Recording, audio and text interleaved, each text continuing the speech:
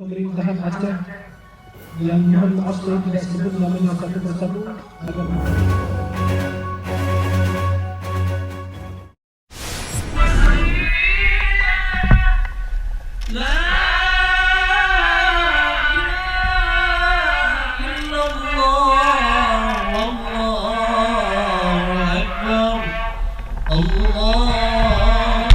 jemaah haji kaum muslimin muslimat dari seluruh dunia, Allah kabulkan haji mereka. Satu ekor sapi, Dinas Wilayah Aceh satu ekor sapi. Allah, bahasa yang menyenangkan hatinya, yang mendekatkan jiwanya dan dirinya kepada sahabat dalam semua urusan hidupnya, dan tidak berbasa-basi jika dia melihat kesalahan di dalam diri kita.